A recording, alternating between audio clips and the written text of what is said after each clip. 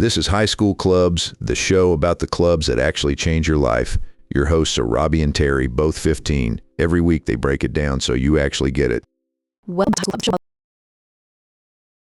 the clubs that actually change your life. I'm Terry. And I'm Robbie.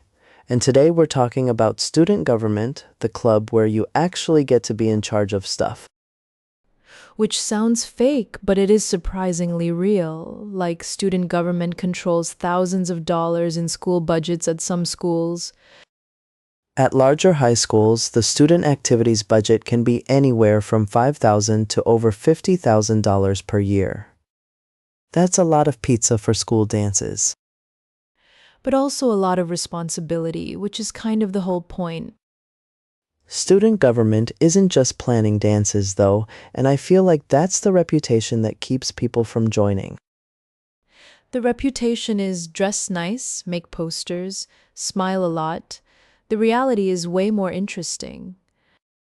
Real student governments negotiate with administrators over school policies, dress codes, bathroom passes, schedule changes, lunch menus. Lunch menus are genuinely serious. You eat that food every day. Someone should have an opinion about it. And that someone could be you advocating for edible nachos on Fridays. The nachos are a human rights issue, Robbie. I stand firm. Studies show that students who participate in government in high school are significantly more likely to vote and stay civically engaged as adults. So it's not just a line on your college application, it actually rewires how you think about the world. Though it is also a great line on your college application, let's be honest. Completely honest. But the skills are real: public speaking, running a meeting, building consensus when people disagree. Running a meeting is genuinely a superpower. Most adults are terrible at it. You can start learning right now. I went to a student council meeting once where they used Robert's Rules of Order, and I felt like I was watching a tiny government in action. Robert's Rules of Order has been around since 1876. It's a whole formal system for making sure meetings don't turn into chaos. Which they absolutely would without rules. Have you ever watched a group project with no leader? Pure chaos? The president of student government at most schools is elected by the whole student body, which means you have to actually convince people. That's a campaign. You write a platform, you give speeches, you talk to people you've never talked to before. Win or lose, that process teaches you something about yourself that no classroom lesson really can. And losing is fine. Lots of great leaders lost their first election. Abraham Lincoln lost elections before he won. Also, you can hold tons of other roles: treasurer, secretary, class representative, without ever running for the top job.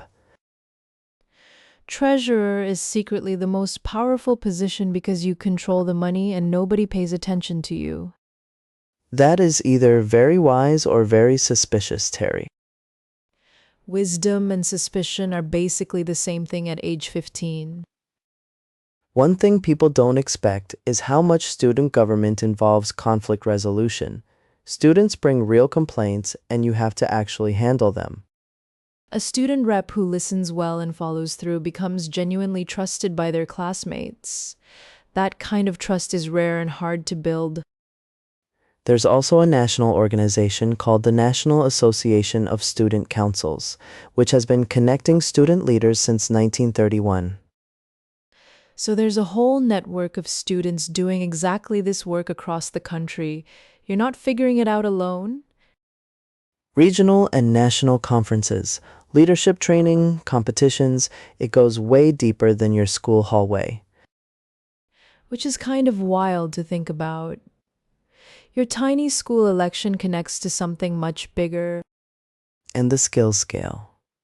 Learning to speak up in a student council meeting is practice for speaking up at a city council meeting someday.